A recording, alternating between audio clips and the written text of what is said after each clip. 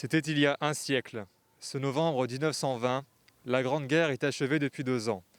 Dans la citadelle de Verdun, Auguste Thien, soldat de 2e classe et pupille de la Nation, dépose un bouquet d'œillets blancs et rouges sur le cercueil d'un soldat.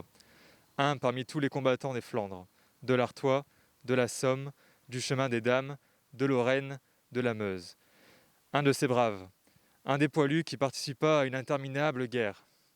Un de ces Français qui œuvra à la tâche incommensurable de la victoire.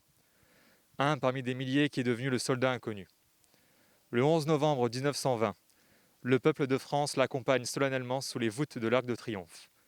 La patrie, reconnaissante et unanime, s'incline respectueusement devant son cercueil, en saluant la mémoire de tous les soldats morts sous le drapeau tricolore.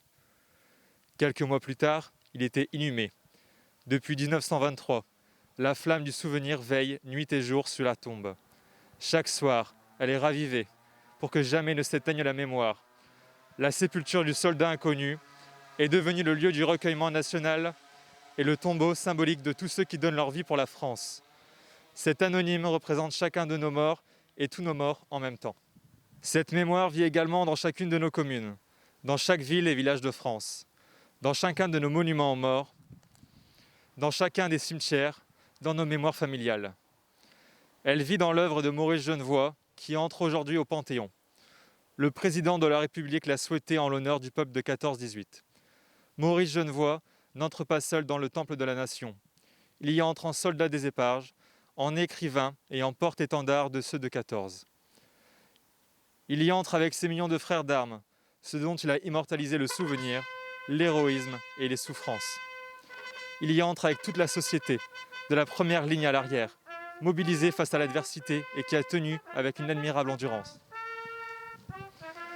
8 millions de soldats combattirent sous les couleurs de notre drapeau.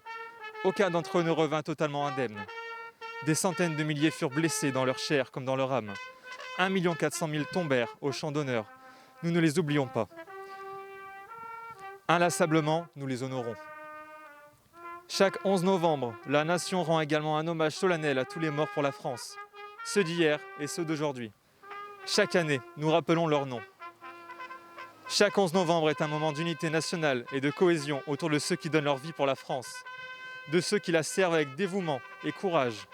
En ces instants, au souvenir des événements passés et aux prises avec les épreuves de notre temps, nous nous rappelons que c'est tout un peuple uni et solidaire qui fit la guerre, qui la supporta et en triompha.